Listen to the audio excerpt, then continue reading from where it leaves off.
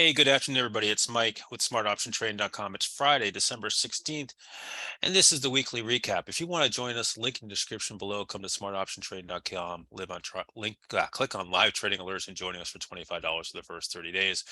I am working on the 2023 outperform names. It'll be out shortly, so I'll putting a link up for that shortly for those that are interested in that. So this week, let's talk about. I was sick all week, so I didn't trade a lot. Actually missed a lot of time in the markets, but was marred by a update on Monday, a big gap up on CPI on Tuesday, and then we reversed hard, gave it all back.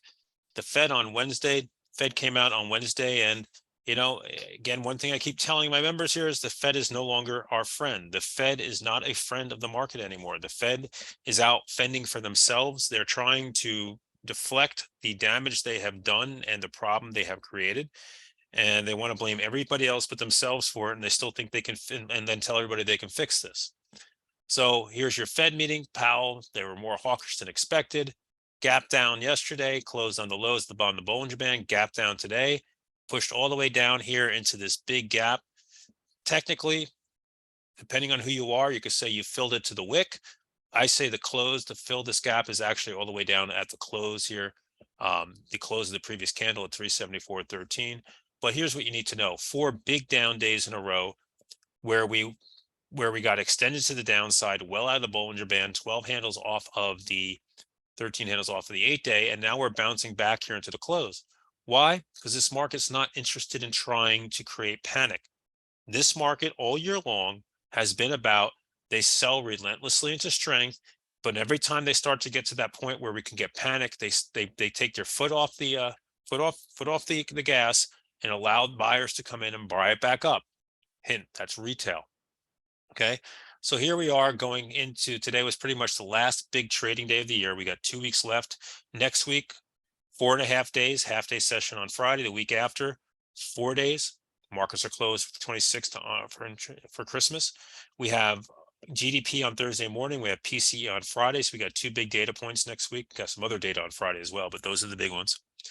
And what the market did this week is it lost this upper little trend it had here for over a month. It had broken out of the downtrend that's been in place briefly on a gap up, never could break through an intraday, came back down, and then broke the upper level and is back here. And the market's weak as we go into next week. What gives me some encouragement? Very small.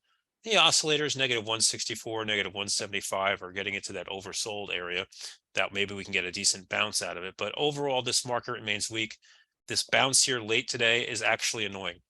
The better action would have been we closed on the lows, we gapped down on Monday, had a good oversold reading, maybe right around here, and they came screaming for the market, and we got a nice little Santa Claus rally. You guys have been following me for a long time. I have called Santa Claus's rallies very well in the past. If you're asking me if we're going to get a Santa Claus rally this year,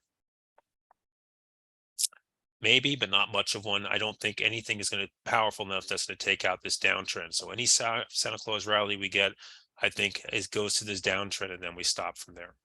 Bottom line. So what was this week, Mark? Good for this week? What was in play this week? It was a tough trading week all around.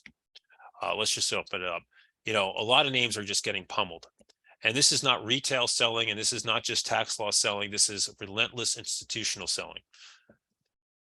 Tesla, new 52 plus week low, $150 here, continues to weaken. It went through the 155 area, 130 is in play there if that wants to keep going. Apple lost its recent lows here, 129 back in play. Again, extended to the downside. I wouldn't chase these shorts, either one of these. AMD, that's January 65 put buyer came in and started closing out today. Why? Because, well, they got paid. That worked nicely. In fact, it came below it. So you can see tech continues to be very weak in this market, getting hammered on. Netflix, yes, after yesterday's big news that they have to give money back to advertisers because their ad-based subscription service is not going well. A little bit of a bounce day today because it was extended to the downside, but not looking so healthy. Meta had a nice day today. Meta got a nice upgrade from JP Morgan. Couldn't push all that much before coming in and succumbing to the market action. Moderna gave some nice trades this week. Nice two-day move here, now giving some of it back. Again, Moderna, that's great news about Merck and then with the potential cancer vaccine, but they're not even on phase 2 trials, guys. You're 2 years away from this. So, the market's going to look at this and say, okay, wait, I got a ways to go for that. Um, what else, guys? Help me out. What else is out there this week? We talked about Apple. We talked about, how about Microsoft? Microsoft held in okay this week, but finally capitulated here a little bit. Amazon remains one of the weaker names in the market. It's almost back to its 52-week low, but surprisingly today held in fairly well. Boeing keeps trying to break to the upside, but every time it breaks out, it comes running back in, being a very frustrating name. Cat holding in well, still has a nice upper channel here, is holding it in. There's some strength there in some of these names. Energy names beaten up a lot this week, back to last week's low area, but still holding up.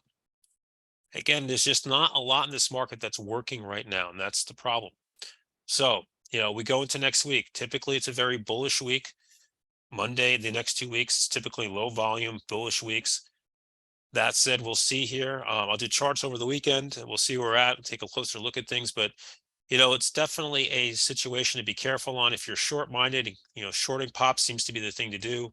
The relentless selling here, they're dumping. They're worried.